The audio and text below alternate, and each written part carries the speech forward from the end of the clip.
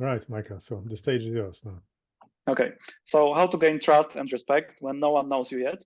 And as the introductions show, that yes, I am going to talk from a point of view of someone joining a company. So it's a professional context, and joining as an expert, maybe as a consultant, or maybe in some kind of leadership role, or maybe as an individual contributor, but let's say a more ambitious one. So that's the point of view. Okay, so first of all, a little bit about me. My name is Michał. I spent about 15 years in technology. I've been an agile coach and engineering manager in my career. And most recently, I worked at Upsilon, where I helped develop the whole or led the development of our whole professional development system called Talent Forge, which I will tell you about later on. And this is where I'm sourcing many of my examples from. And most recently, I'm doing my own project, creating action-oriented development programs for people and teams in software. So going back to our original problem. So, okay, imagine yourself, you're joining a new group. You are very excited. You enter a new company. You want people to trust you. You want them to respect you. You want them to be excited by your great ideas that you are bringing. But there is sometimes a problem. So what can the problem be? Well, sometimes the people you encounter are not super receptive to what you are bringing. Maybe they are not listening. They don't trust you. They don't respect you. They don't really care about your great ideas. So the big question is, why is this happening, and how to avoid it? And in this session, we will talk about two possible reasons. And of course, there can be many reasons. Each situation is unique in some way, but there are also repeatable patterns. And those are the two that seemed most relevant from my experience. So I'm not guaranteeing that they will work exactly the same way for you, but yeah, I hope they will. So based on my varied experience, those are the two key drivers. Okay, so one of them is that when you join a new group of people, the first, or when someone sees you in whatever context, the first thing they have to decide at a really base, even neurological level is, are you a friend or foe? Are you a benefit or a hazard? And this determination can be made depending on different factors, sometimes really superficial factors. Like, for example, here, like maybe we are exactly the same as they, but just have some little difference. But in their worldview, let's say we come from their developers and we come from the business side, or the other way, and they just think, oh, those business people, they don't know what they want, and they always criticize us and whatever. So let's say if they categorize you as coming from this evil area, then it can be hard to overcome. Or if you present yourself as if you trigger this threat response accidentally by, for example, trying to impose your ideas too early or something like that. So the first thing is how to avoid this being categorized as an enemy, as a danger, and on the other hand, how to be categorized as a friend. So I wanted to share a few stories that Piotr also mentioned. That so many years ago, actually 11 years ago at this point, 10 or 11 years ago, I joined a company as a Scrum Master. And I was super enthusiastic to spread the good word of Agile to that company. But already at that point, I knew that it's not effective to just jump in and tell people what to do and tell them what they are supposed to think, what they are supposed to want, and so on. So I said, okay, I have to understand them. I have to ask questions and double check my assumptions. Okay, so at some point, a few weeks passed. There were some early introductions, and then we had like a meeting. where we were supposed to decide like how are we going to plan our work for the future. And I asked, okay, so I'm a Scrum Master, but like this is my job title, but actually I'm pretty flexible. I'm here to help you in whatever way you need in the area of process and organization and related topics. So it doesn't have to be strict Scrum. But if you want, of course, we can do Scrum. And they said, yeah, we want Scrum. Okay, great. I showed some flexibility. I showed openness to their ideas. I double-checked if they want Scrum. Okay, but they said yes, but okay, maybe one yes is not enough. Let's double-check. Okay, it's nice that you want Scrum. I also like Scrum, but do you want to do like a really disciplined Scrum, like a good Scrum, or just go through the motions so that management is satisfied? No, we want to do like real disciplined Scrum. I said, okay. In that case, you are doing this, and this wrong. And as you can imagine, the response was not positive. So even though I spent, let's say, 1 or 2 weeks learning about what they are doing, about their situation, their practices, and I asked, like, do they want to go in this direction or that direction? And I even double-checked, like, I was not satisfied with the first answer. I double-checked, do you really want it? But even then, it was much too early to become a preacher and point out their agile sins. So that's part one of the story. That was the failure and the source of my shame that indicated in the invitation to this meeting. Okay, so the second story is from the same company a little later. So as you might imagine, my career as a Scrum Master there was not very long-lived. But for some unknown reason, they invited me to become a product owner. So I became a product owner. And so as a product owner, I tried to be like, really do it correctly. And, what's the most important thing about being a product owner? Well, it is to show the team where the business value is and to like, don't tell them how to deliver something, but like tell them like, be like a metal detector on the beach, like showing where some jewelry is hidden in the sand. So business value, and I tried to do it honestly and as well as I could. The only problem is that the people there didn't care a lot about business value, and that included our common manager, so my manager and their manager, who was like very pro engineering. And also didn't care about business value that much in his heart of hearts. So at one point, one of the senior engineers or architects, he created a business value clock.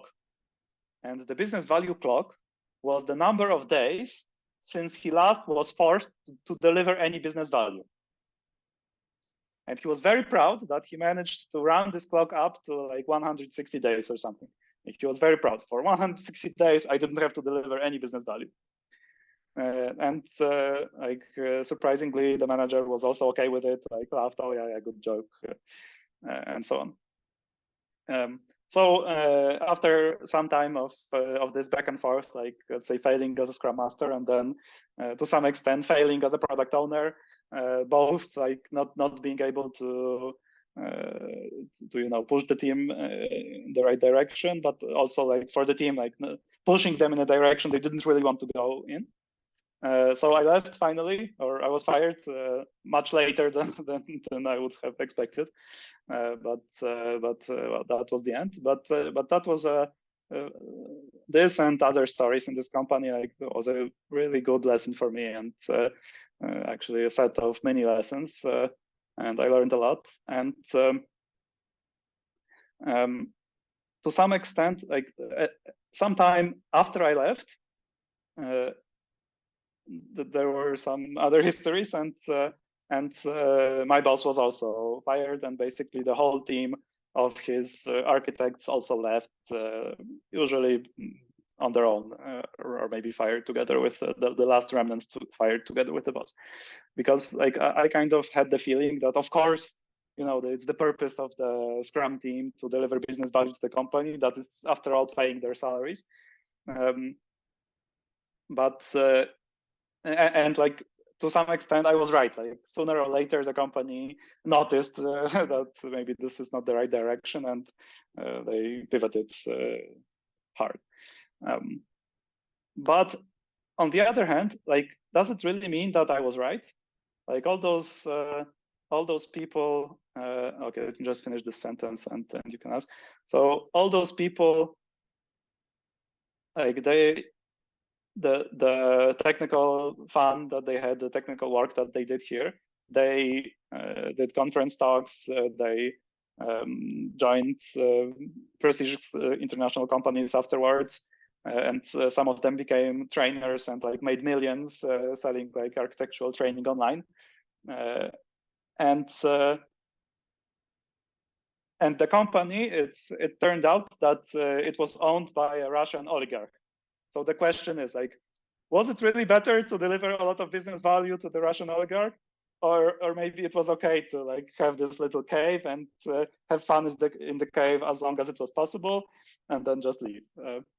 That's a big question. But the point here is that I had a working theory, like, okay, business value is important for a Scrum team, which is, you could say, oh, that's a correct theory. Of course, that's the point of Scrum.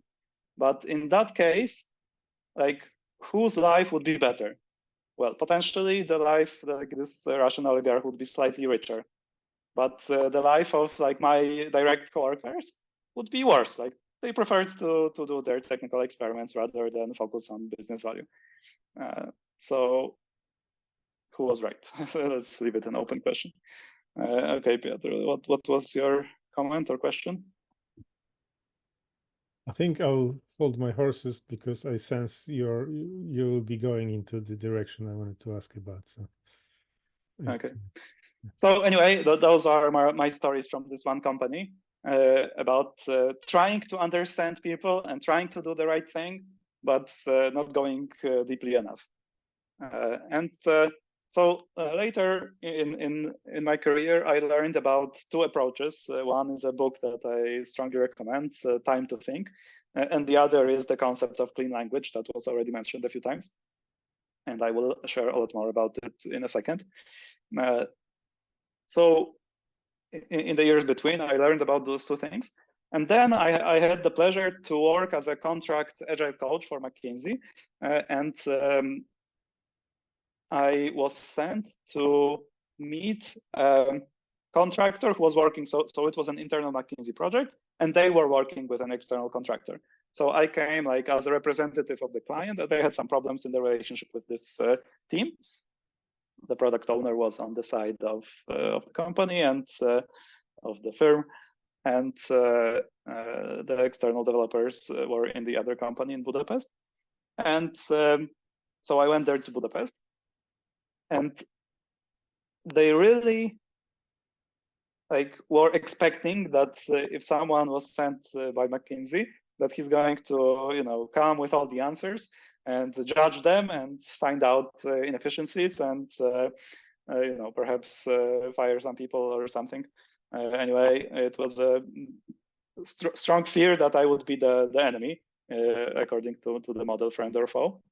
But knowing all the let's say painful experiences from the past, and now after a lot of experience and a lot of learning, having those new tools under my belt, including clean language, I knew that I really spent 2 days visiting them at that time, basically investing it fully into only understanding their point of view, what is important for them, what problems did they have in the project, what they would like to have happen, what were their aspirations and obstacles and so on. And several times during those 2 days, they asked me, "Oh, Michał, but what do you think?" And I was really careful to only answer that, of course, I have some opinions, but it's too early to say. I am here to understand you, to understand the problems as clearly as possible. and then we will brainstorm solutions together later. And for now, it doesn't really matter what my first impressions are. And they tried several times, and several times I underlined that I'm here to understand, I'm here to help improve the whole situation, and I'm not here to evaluate them and judge them and criticize them and perhaps harm them in some way in this contract. And the important part is that part of it was just the mindset, but the other part was like the questions suggested by Clean Language. They are like very simple and I could say tactical. So there are two most important questions or most useful questions. What kind of, and is there anything else about? And I will tell you about it in a second. But so during those 2 days, I used those questions maybe 50 times each. So maybe not only those questions, I used a few other questions as well, but using like 80% only those two questions. I made like 14 pages of notes, and well, my relationship with that team then progressed from a completely different level because I invested so much in really understanding them up front and showing them that I care, that I am not a threat, that I'm here to help, and also like gaining information that if I had any recommendations later, they would be much better targeted, let's say, because I knew so much about this system from those 2 days of intensive interviews and modeling.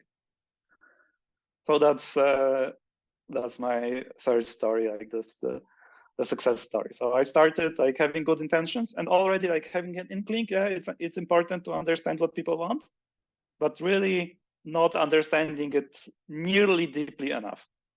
And then through years of those experiences, reflections, feedback, study, and so on, I collected some tools, and then, well, in this example, it went much better. Okay, so quoting one of my favorite books, 7 Habits of Highly Effective People. One of the habits is seek first to understand, then to be understood. So in order to gain trust and respect as a new person, and to avoid being labeled as an enemy, as a foe, it's very useful to first seek to understand and to really invest a lot more than you would probably think into understanding before you share your opinion. You can, I indicated like in general that what my values are, where I'm coming from, but not sharing like final judgments and like strong recommendations too early. Okay, before we go any further, are there any questions?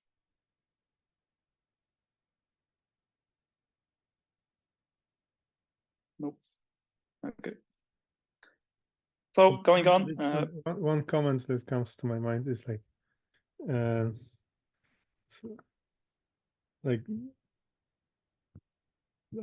I believe you'll get there sooner or later, but like the simplest way to describe the role of a leader, right, in a company is to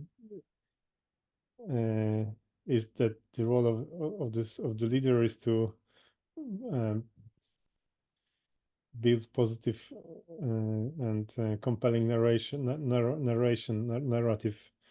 about why we are here in the first place, and I'm really curious. That's one thing that comes to my mind, and the second thing is, since you were already in the first assignment as Scrum Master and then a product owner, and my second thought is, so what the hell they are teaching on these Scrum Masters courses, right? If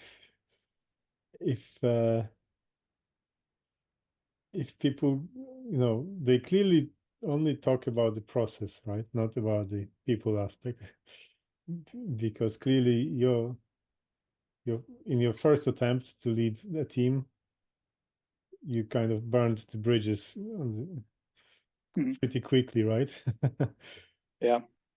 Well, I don't know if I would blame the courses. The course did like teach me that the people are important and that I have to ask questions, and I did.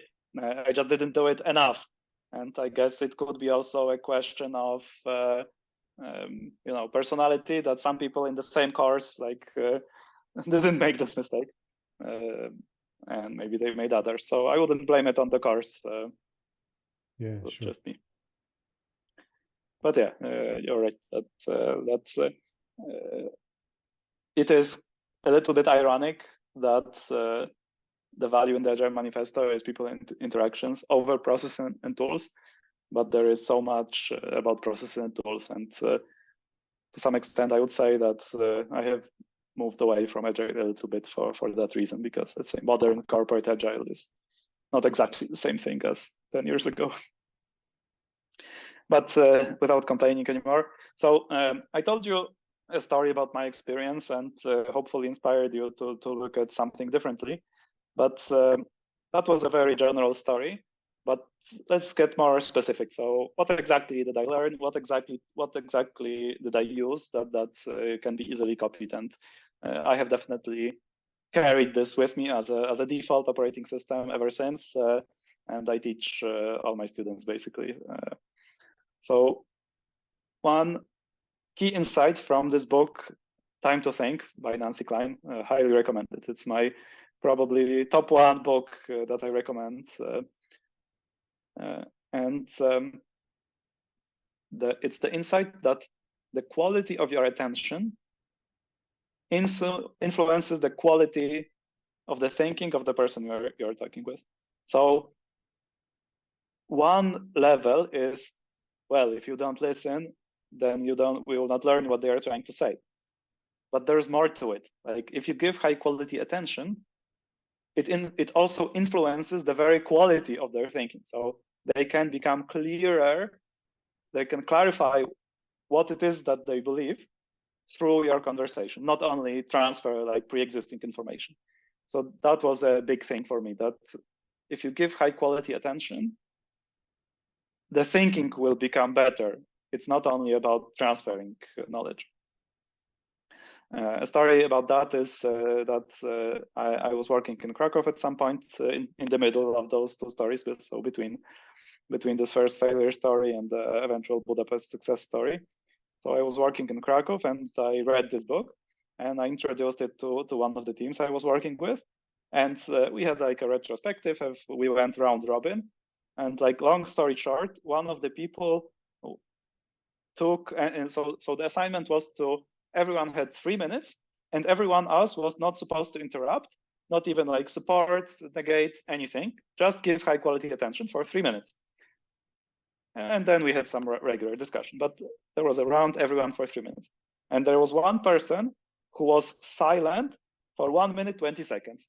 And I remember because I was like, I had the watch to keep the rounds. And he was completely silent for 1 minute, 20 seconds. And fortunately, the team like bought into this experiment, and they did give him respectful, high quality attention for this whole time.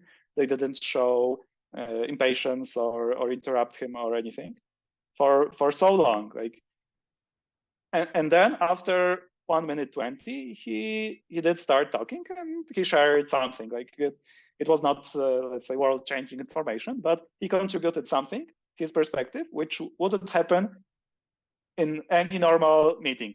Like even if there was like a super polite situation, like no one would wait for 1 minute 20 seconds.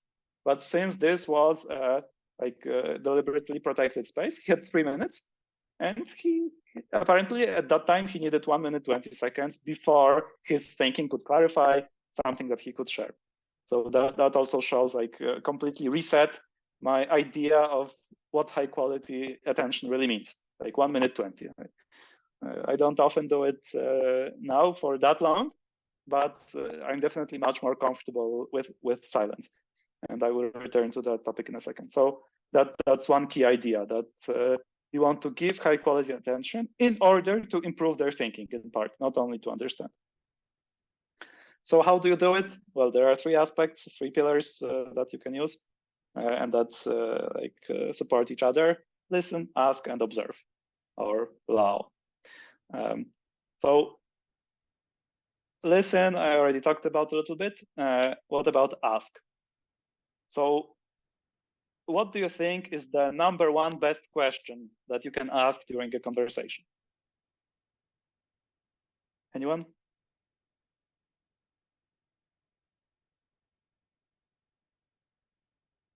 Hint, you are doing it right now. Anyone? Maybe why?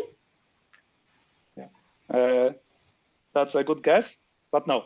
Actually, why is not my favorite question. I will explain later. But this was a trick question. The best question is no question.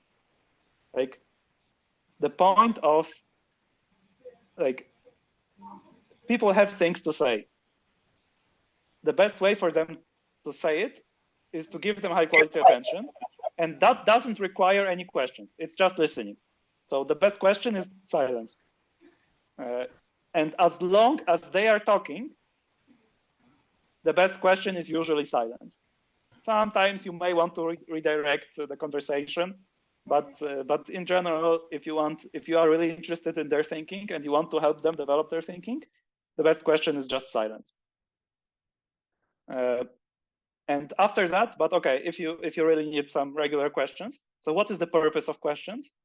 The purpose of questions in the clean language approach is to direct the attention of the participant, or you could say to gently unblock their thinking, but without distorting it. So without introducing your own concepts. This is a really important thing, and this is like the definition of clean. So dirty would be introducing your concepts, and clean, not introducing your concepts, to help them think. And going back to the best question, like if they are not blocked, then asking a question can derail them rather than help them. So only if they are blocked, or if the conversation is like going in a clearly wrong direction, then you can like gently nudge them with some kind of question. But don't fixate, oh, ask the next question as soon as possible. If you are thinking with the idea to understand and to help them think, then silence is the best, as long as they are talking in roughly the right direction. And about this distortion, like so one idea, like in many like active listening trainings, the suggestion is, okay, you should paraphrase what the other person is saying using your own words to show that you understand and so on. So that of course has its place, but in clean language, this is not what we are trying to do, because paraphrasing, it is introducing your own set of concepts, your own worldview, and it is distorting what they are really trying to say. So in clean language, we just repeat exactly what they said, using exactly the words that they used. And if appropriate, also even the tone of voice or the cadence with which they're saying, or maybe they do some strange movement. So sometimes we can even repeat the strange movement. Like we want high quality in this project. Okay, what kind of high quality? Like we can even repeat the gestures sometimes. So questions to direct attention, to gently unblock without distorting. So I already said the top two questions in that context are what kind of, and is there anything else about? So let's say I went to Budapest and the team told me, okay, we have problems with quality.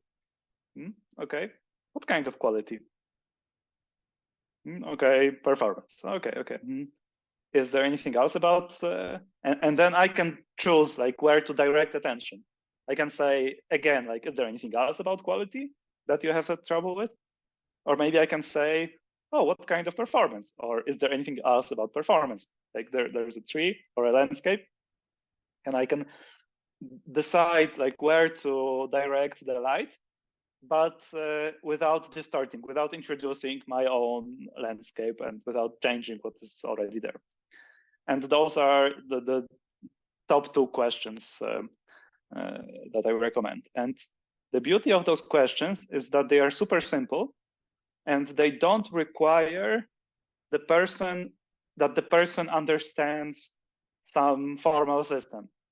And that's a difference compared to nonviolent communication. I don't know if you are, for me, I don't know if you're familiar with nonviolent communication, or even in Time to Think, there is a concept of incisive questions, but they are more advanced in some way, or more complicated. Also useful in some context, but clean language is so beautiful because it's super simple, and the person you are talking to doesn't need to understand and notice that you are using some formal method on them. It is very like natural and easy to remember and learn and use. So I highly recommend those two questions to understand and to explore their landscape. And there's a third question that is actually going back to, okay, is why a good question? So why, of course, in many contexts, it can be okay. But for my taste and in the plain language community, it kind of, it has two drawbacks. One is that it kind of assumes that there's a single reason. And sometimes usually there's a variety of contingent factors that influence some outcome, not only a single arrow of causality. And the second thing is that maybe more importantly, that people feel put on the spot, interrogated a little bit, oh, why did you do it? That may be suggesting that they have to have a logical reason, and they will make up reasons to seem reasonable and rational. So why is not the perfect question? In that case, I would suggest, and what happens just before? And if you want to ask the for what purpose version of why, why did you do it, for what purpose, then you can say, and when, let's say, we improve this quality that we were talking about, what will happen then? That's a little bit more, a little cleaner way to ask this question than why. It's not horrible, but not perfect. You have to be a little bit careful. And with this question, what will happen then? It's much safer. Of course, there are still, let's say, difficult topics that people will have trouble discussing, but the question itself is a little safer, I would say. A little more neutral. Okay, so that's the end of part one. So next time, are you going to be a friend or foe to the people you are working with, and really try to understand whose life will be better, really? You want to understand their values, what they care about, what they aspire to, what they are worried about, and make sure that you are not pushing, let's say, the corporate agenda or some sort of agile ideology. Oh, we should do agile because the book says that everyone will be happier. But in this concrete situation with those concrete proposals, do I really believe that it will be better for those people? So with those engineers I worked with, would their life really be better if they focused more on business value? Maybe, maybe not. Probably not. I was not able to convince them. And now after many years, I'm not so sure. But the most important thing is how will they see it? And if they see it as a threat, they will not follow you. That's the simple question. Or simple fact. Okay, so that's end of part one. Any questions about? There's one question in the chat. How do you get past language barriers? Well, it's even easier because you don't have to know other words for this concept. You can just repeat the exactly same thing that they said. Actually, with clean language, because clean language actually grew from therapy, and it has many branches, applications to different areas. So maybe not for business, but for in some contexts, it could be possible to use clean language in a foreign language, in a language that you don't know. Just formally repeat that. That's maybe an extreme example, but almost. So the language barrier, just repeat the same thing, and then you can see. You can also ask. Of course, those are the basic ones that I don't want to overwhelm you with more, but there are more, of course. So one of them is, what will you see or hear when this happens, or what do you see or hear that made you think that quality is low? And moving the conversation to this concrete sensory level, this also helps with the language barrier, because you don't need to operate in abstract concepts. You can operate with more simple concrete visual and like materialistic things. Yeah. But So how I read the Volson's question, and I really like the question because it's about, like, I think, so Volson, you're asking about how to achieve mutual understanding without paraphrasing, and I think this is a very good question because I think I agree with you that reaching understanding is well, one way of reaching understanding is through paraphrasing, but I think Michael is not talking about reaching understanding, but opening up people with a good question. Yeah, I would say a few things. So paying attention to the exact words they used rather than the closest word that you think they said could actually improve this understanding. The second option is move to a more concrete level. So asking, like, when this abstract concept, what do you see or hear? Then it's still clean, but it can fill out the picture in a way that is harder to misunderstand. And the third part of the answer is that, well, this is a certain point of view that when we want to explore their world, when we want to help them think and understand them, then there is time for clean language. But of course, if you are trying to create a shared understanding, there will be your turn, let's say, to use your words. You can say, okay, now let's say put away clean language tools, and they say, okay, from what you said, I understand this, this, and this. Is that correct? So like, it's not that paraphrasing is evil. It's that it's useful to understand that paraphrasing introduces your point of view. And sometimes you don't want to introduce your point of view because you want to understand them, you want to help them think through their world. And in that case, it's good to be conscious of like those little hard to notice moments when you distort their point of view. But of course, when the time comes for you to share your perspective, you can use your own concepts and paraphrase. It's not a problem. So I would use those three levels. Does that answer your question, Volson? 100%. Cool. And Piotr, are you also satisfied?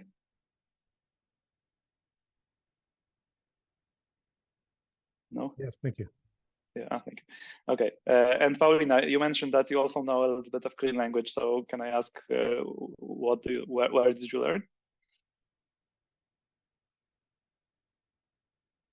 Mute. You're on mute. Actually, I'm my friend Bożena Piśkiewicz is a specialized in clean language, and she wrote also a book in Polish to no, I don't know. It wasn't translated to Polish. She's Polish, but she wrote it in French, and just she's using, and we are using as a coaching support also to coach people. Cool. We are using also the clean language, so it's never very met helpful. her. Yeah. I've heard of her, but I never met her personally. So nice to meet you.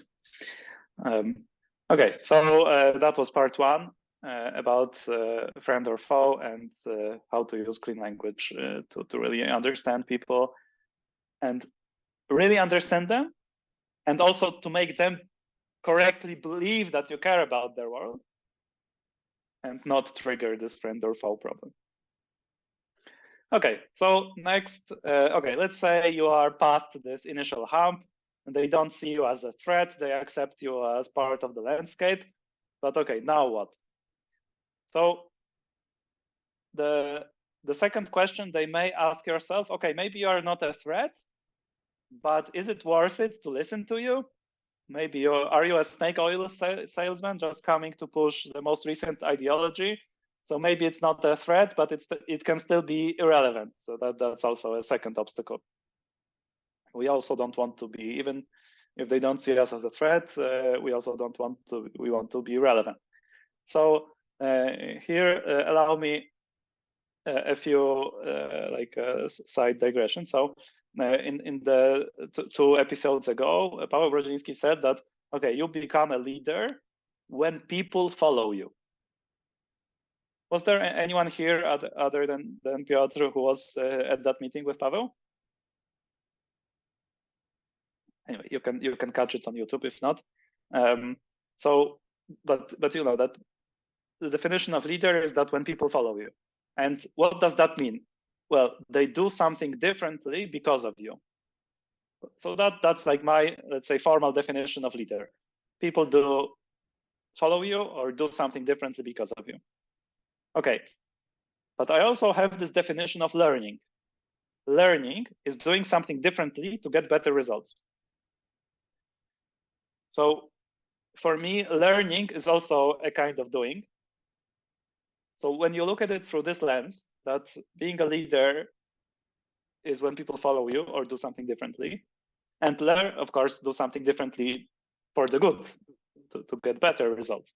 And learning is also doing something differently to get better results. Then it follows that a leader is a teacher. And of course, this is not the only way to look at leadership, but I believe it's a powerful one. And also like practical one, both for planning your own actions, and especially if you are responsible for a bigger team, how to structure the whole company to develop, let's say, good dynamics. So the question, if you agree with this line of thought, the question becomes how to be a good teacher. Okay, so we don't want to be a snake oil salesman. Well, one thing to notice is that lecturing is not teaching. So for example, when I introduced the list of things that my team was doing wrong in this story shared earlier, that was not really teaching. I was not influencing them to do better. I was lecturing and they were not interested. So one thing to notice is that when the student is ready, the teacher appears. So your job as a potential leader teacher is to show up when they are ready, but also like not try to impose your teaching if they are not. So the easiest thing for them to be ready is to like show how your ideas relate to what they originally want. So let's say you want to introduce Agile. There's basically no point in listing the benefits of Agile from some survey or a book, unless this is specifically what the person you're talking to believes. But if they believe in surveys, go ahead and quote surveys. But in general, they probably don't. And they care about what they care about. So your task in part one was to figure out what they care about, what they are aspired to, what they are worried about. And once you have that figured out, you can try to adapt select the tools that will actually help them to achieve what they want in their world. And how do you do that? Because as well, like one thing is the mindset, to think about it, the mental model, to think about it like that. But the other is, so what do you do exactly? So the easiest thing is to answer questions. Like when I have a prepared presentation and I'm going through it, but I'm also trying to ask questions and answer them. And that is sometimes more valuable than you sitting through another slide. So when you are looking for how to share things, ideas, like look for the questions that people are asking and then try to answer them using your knowledge. And the second thing is to create resources. So, for example, this talk will be recorded and put on YouTube. Next time somebody asks me about maybe clean language or some related topic that we covered today, I can point them to this resource and I don't have to like explain from scratch. So, and I have some talks. For example, there is one talk in 2017 that I gave at Agile Warsaw that recently I showed it to someone interested in the same topic. And we almost became business partners to start a startup in this area. Eventually, we didn't for other reasons, but like we had a serious conversation about it, because him watching this video like immediately showed him that I was serious about this topic, that I knew what I was talking about, and I was interested in it for many years already. So that was like a huge shortcut to building my credibility with this person who didn't know me before. I didn't know him, but like it's completely sped up our conversation because I had like a resource that I could just share. So this is a very powerful way to create those durable resources. Shortcut things that have URLs. So one more observation is, okay, so if you want to be a good teacher, it's good to understand how people learn. And remember that I'm using this definition that learning is doing something better. So the number one way people learn or people change their behavior is by copying. They just copy they join a new company and then they copy the people around them, specifically the ones, the authority figures, the role models, the people who seem to be succeeding in this company, they just copy it, and leaders, of course. So the problem is that, like, for example, as a leader, if you say something but do something not exactly aligned, like people will copy your behavior anyway, like not even unconsciously. So it's good to be aware that people learn by copying. Number two, people learn by personalized instruction and feedback, especially feedback from someone they trust and respect. So if you build up trust and respect in part one, you can find people who can benefit from instruction and feedback from you. And then like a long way, and then number three, theory. So maybe showing you the slides and talking right now is not the best way, but the best we can do in this context. But that's my model of learning, and supported by multiple research studies. And if you understand this, then the best way to teach is to show your work. And this is a concept that I found very powerful. And in Apsion, the company I mentioned, this was one of the pivotal concepts that helped us build up the whole system of developing almost 100 people by the end of my work there.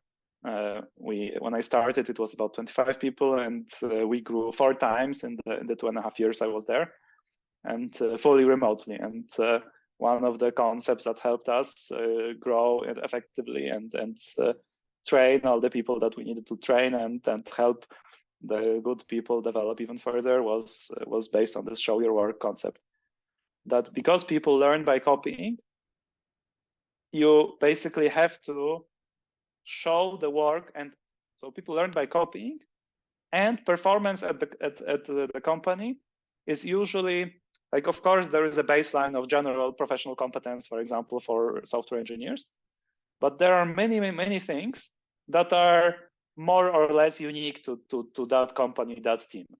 Sometimes details, but still, like the people, even experienced people who joined from the outside, when they try to take over and lead projects immediately, that didn't work quite well. But even with slightly less experienced people, if they first joined the project with an experienced Apsion project leader and they could copy them for a few months, well, they did a much better job in their own projects later. So copying is a super powerful learning tool. And to help people learn and to learn yourself, it is basically necessary to show that work so that people have things to copy, especially in a remote environment. So when you have an office and you go to this office every day, there are many things that you, like ambient information, that you by being there, you just see and hear, and like you cannot avoid. But when you are fully online, like even in that case, it's good to be deliberate about showing your work, but especially in a fully remote organization, it's like completely necessary to be very deliberate about how you show good work and the the many variables that go into good performance, so that other people can copy it, because it's the #1 way people learn. And the second thing is that you want also those learners to show their work so that they can get feedback and improve themselves. So it works both ways. So this is the key concept. So to be a good teacher, okay, show your work. Again, like, it's nice to have this concept, but what about the practice? So there are a few keys or a few obstacles when you try to use it. One is that it can easily become overwhelming, that people have their projects and they feel like responsible towards their clients, and they don't have like another 10 or 20 hours per week to develop learning materials and write things and record videos and so on. So the key is to organize it in such a way that it takes like about 10% of your time. How to do it? Well, the most important thing is to reuse. So the phrase is like, sell your sawdust. If you are working in a lumber mill and you are making like wooden planks, there is a lot of sawdust that is like waste. But you don't have to waste it. You can sweep it up and sell it as, I don't know, kindling for fireplaces or something, or building material for particle boards or something. So sell your sawdust, and you want to have the same approach in your work. You are doing a lot of things every week. You are learning a lot of things, solving a lot of problems. So those are the perfect things to show, to just mention. Even just mentioning, I had problem A, B, and C this week. This is, even if you don't share the solution, this is already valuable, because other people can point out the solution, or they can watch out and notice the same problem in their projects faster. So even if you don't share the solution, this is already valuable. And if you solve it and show the solution, then obviously that's even if it's just one sentence or one link to a tutorial that helped you. This is like takes very minimal additional time, but it's already useful. So the key is to reuse. And in the other way, like choose, if you want to invest time in learning, invest time into things that you will use the next week or immediately, so that you don't learn things completely unrelated if you don't have much time. So that's one thing that works, or worked for me and the people I worked with. And the third is that there is a lot of like just the right process, like productivity kind of questions. For example, to take good working notes that you don't intend to publish, but they are just for yourself. And then let's say at the end of the week, reviewing your notes and selecting 2, 3, 4 things to share in a broader context, and maybe adding a paragraph of explanation and publishing it. So that like reuse and remembering, because at the end of the week, if you sit down, it will be very hard to come up with ideas from scratch. But if you have this habit of just taking a lot of working notes while you are doing things anyway and thinking about things anyway, then you already have like ready-made material to just package and ship. And surprisingly, the biggest obstacle is usually not the practicalities, but the limiting beliefs. That, oh, I'm an engineer, I don't want to be too salesy, or my work should speak for itself, or that, oh, what if I make a mistake and people will laugh at me? Like there are many like psychological beliefs that are actually the biggest obstacle before you can get to all these practical things. But anyway, I highly recommend this book and this concept of showing your work. In general, as one of the best career boosters that I know and recommend for basically every knowledge worker, every professional person, especially in software. And especially if you want to have a strong position in your company, be some kind of leader, either a formal leader or like an expert leader. That's the best way that I know. Okay, so that was like my beliefs from my experience and the piece of theory. So now I have a few things I could tell you if you're interested about the exact practices that we used at Upsilon and how some of those concepts played out and what were the most interesting things in my opinion. But first I want to make sure that you are interested in it. So are you interested in this, let's say, management approach to shape the whole organization rather than just how to individually, how to approach things? 1 yes, 2 yes. I'll wait for a third yes. Piotr is no. Okay, third yes, yes. Okay, so now pivoting slightly to some stories. So the system that we had at Upsilon, it was called Talent Forge, obviously about forging talent.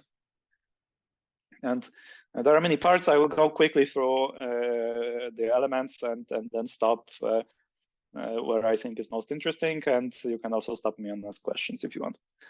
So one element was definitely career paths, which was just a Google spreadsheet with levels for engineers and leaders. For engineer, like we changed those career paths in the meantime. But let's say one path was engineers and the other was project managers, delivery managers. And to have those clear expectations and aspirations. If you go to the Upsilon website's careers page, you can find a link to this. It's public. You can see. And many people told us that it actually encouraged them to apply because they trusted our system more because it was so clearly described and published. So this career path was definitely a backbone of this system. Of course, we had tech talks for people to present their experience, their knowledge, whatever they were learning, whatever they used in their projects. Every week, one person would share, and since it was like the start, 25 people, at the end, around 80 engineers, then it was like a rotating system. Like from time to time, once or twice a year, you would do a tech talk. We had guilds.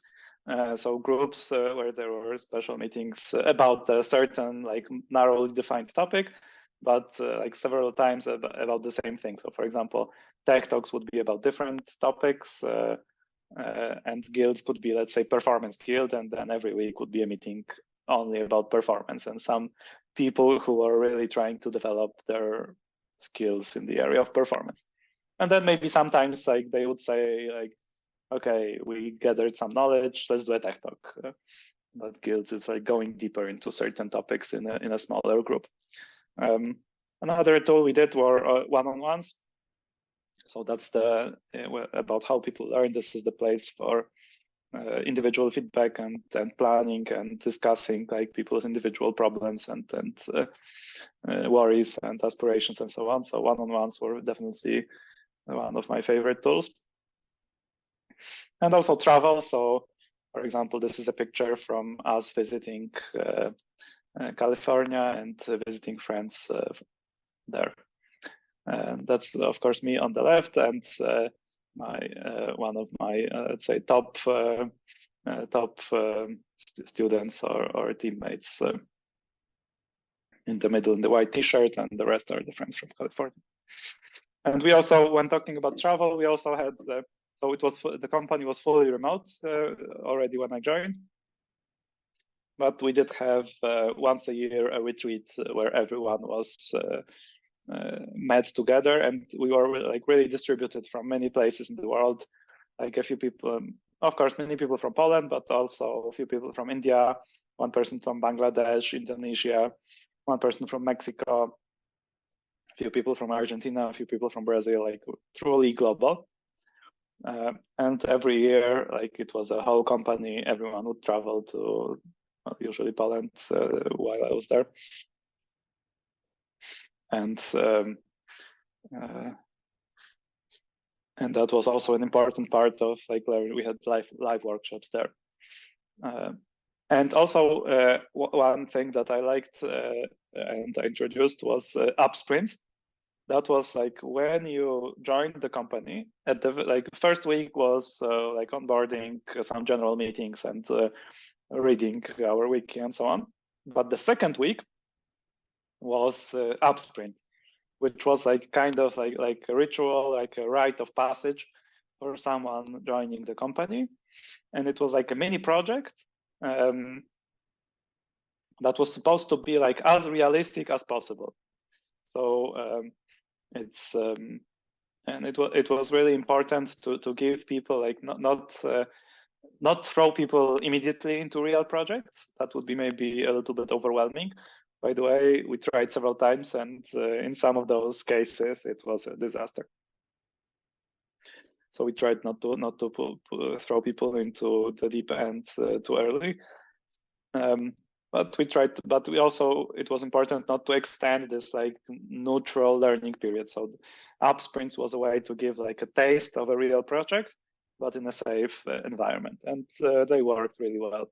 And they kind of, one important aspect of all those practices is which of them kind of caught on that it's not only, oh, my decision that learning expert decided that this is a good thing to do, but which of those things people continue doing on their own, let's say.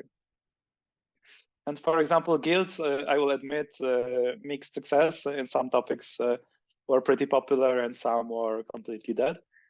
But up sprints like caught on, and then some, like when I stopped running them, someone else took over, and everyone like really paid attention that someone is taking care of it, and they happen. So those are some items. A few more, of course, blog posts, conferences. This is a picture from a conference in Chicago last year, where we had like, I don't know, maybe 8 people there, maybe 4 speakers. This is a picture from my talk, helping developers make apps users love, because at that time I was mostly focused on design. Whole company retreats once a year, I already mentioned, and show your work. So I already mentioned it as an idea, but in practice in Epsilon. So one was just introducing this this idea that, oh yeah, people learn by copying. It's very important also to get feedback. So and it's hard to do it ambiently, just over the shoulder in the office, or just talking at lunch or beer after work. So being very, very deliberate and clear about this showing your work was very important. And we had a Slack channel where everyone was, or especially the people that were ambitious and like were looking for a promotion, then definitely that was expected that they would show their work so that other people can copy their good example, that they can get additional feedback, and that it's transparent in that way. I was actually so I love the idea. I brought it to the company, but I was actually kind of skeptical about making it a Slack channel. But I'm happy to say that the Slack channel worked, and to this day, like I'm not working there since November, but recently I had a chat with some friends who stayed, and they are saying that show your work is still happening. And one of the things that I'm most proud of is that we had this also a variant of show your work, you could say, that we had this channel called Tech Weekly Status. And when I joined, it used to be like a wall of text that the project leader would fill out or write every week. And basically, no one was reading it. And actually, I was quite kind of surprised, like why all those project leaders are writing those updates. Like theoretically, they were mandatory, but like if someone didn't write it, like sometimes people might not even notice. So that was before. And I thought that it would be great to add a little bit of structure to it. And I introduced this structure, ship, learn, next. Okay, so rather than writing a wall of text free form, like just do a few bullet points. Just write, okay, what did you ship? Like 2 currencies, software in production. Like I don't care what you did, I only care what you shipped. So that was number 1. Number 2, learned. So what was interesting about the progress or the happenings in some projects for other people. Like shipped, this is most important, so we wanted to do it so that, especially like a forcing function for the project leaders to think about it. But actually for other projects, it was not super interesting, like what features some teams shipped in a particular week. But what was most interesting is what they learned. So what problems did they encounter? What solutions did they use? What worked? What didn't work? Because this is the part that other teams could copy most easily. So, and it helped the project leader to think about it, to be more clear and more explicit about what they are learning every week. And it made it much more interesting, much easier for other people to consume. And next was like, okay, let's be intentional about what to expect from the next week. And I'm happy to say that this idea like spread naturally. So I seeded it, I suggested it to 1 or 2 project leaders. And then the rest, out of maybe 10 or 15 concurrent projects, they just copied it without me even talking to them. So I didn't have to like push them, I didn't have to convince them, remind them. It just happened automatically. So this is one of the things that I was most happy about in this whole system. And I admit, like out of those, let's say 80 engineers, 100 total people, still not everyone read those reports, but many more than the wall of text. And especially like it made it easier for the project leaders to write it. So it was easier for them and more effective because they were more clear, and if they knew that they had to discuss what they shipped, they would focus more on shipping rather than opening up tasks all the time. So that was a really elegant thing, I think. Okay, so that's the quick overview of the Talent Forge system, all of the elements that I could remember, and which of them I thought were more interesting. Any questions?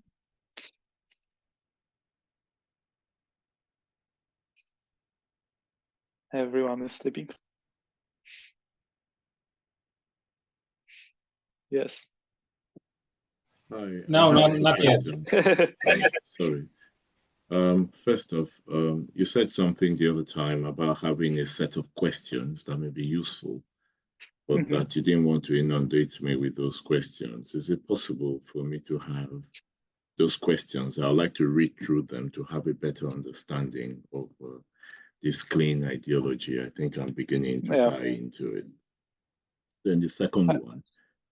I recommend Clean Language Book. If you Google Clean Language Book, you will find it. I think one of the best books. Okay. Unless you speak French, then maybe Bożena's book. But I don't. Does it have an English book. Pattern of questions you're talking about? Yeah, and there are, if you Google clean language questions, or if you ask ChatGPT about clean language, you will find it easily. Okay, thank you for that. The second one, in the third point, you said something about show your work, as in one is able to get an idea.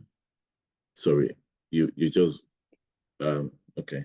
You said something about showing your work, you know, like an idea that you said you implemented successfully in a Slack channel.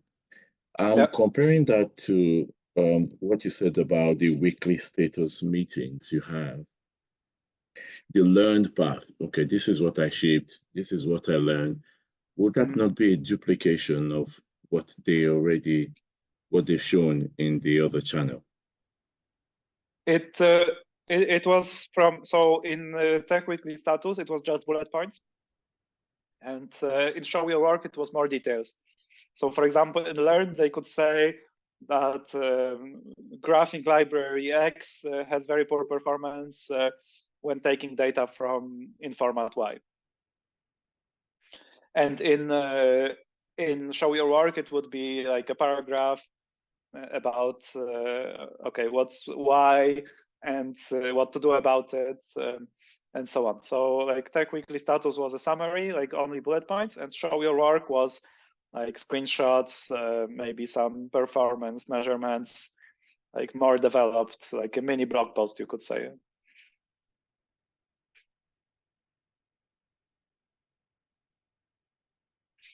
Any other questions?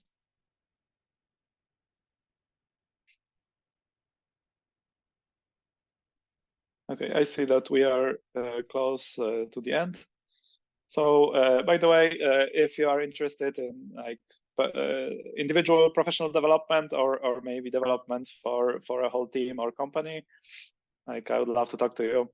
So you can find me on LinkedIn or my website is called growtogether.academy. Yeah, feel free to chat. I always like to learn about different places and problems and solutions.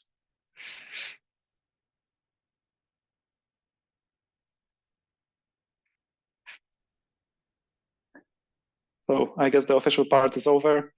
Any final questions or comments or free discussion after party?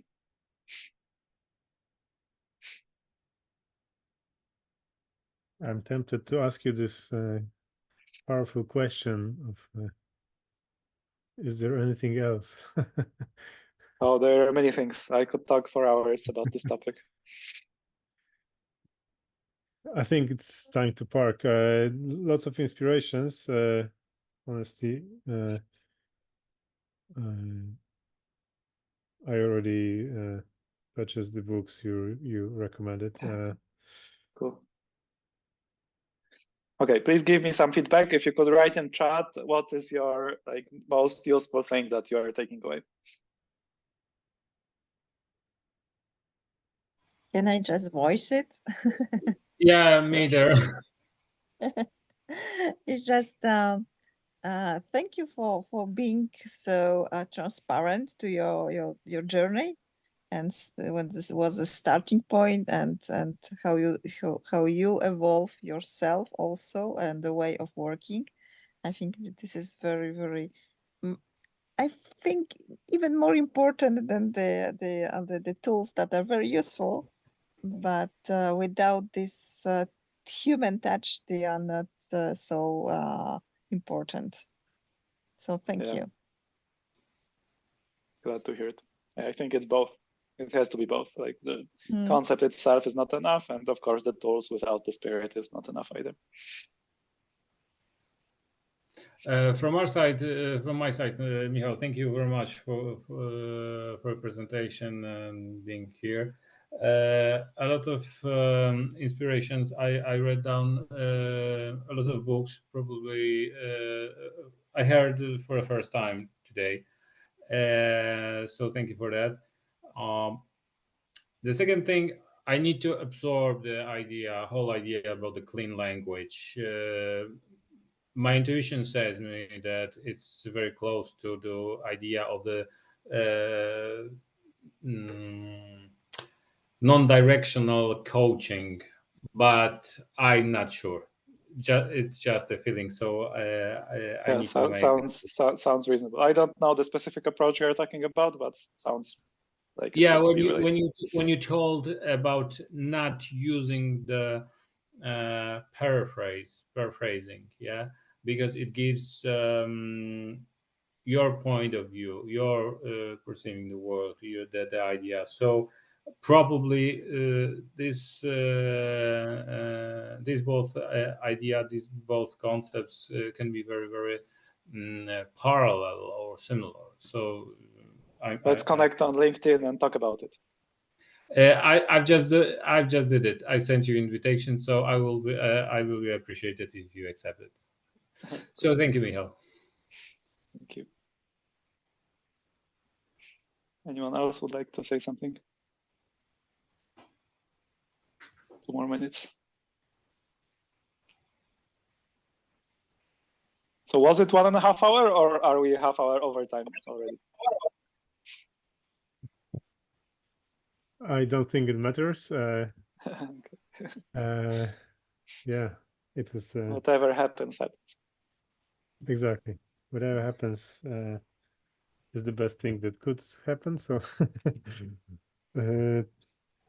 yes, but I think it's time to park for tonight. I think you could easily do like 2 or 3 speeches out of this material. But anyway, also recommend to everybody the YouTube recordings of our sessions. Very interesting sharings from various people, from very interesting people. So thank you for tonight, ladies and gentlemen. Our guest was Michał Parkoła, the founder of Grow Together Academy. And stay tuned. This is the Future of Work Talks. Thank you very much. Thank you. Bye. Thank you very much. See you guys. Bye.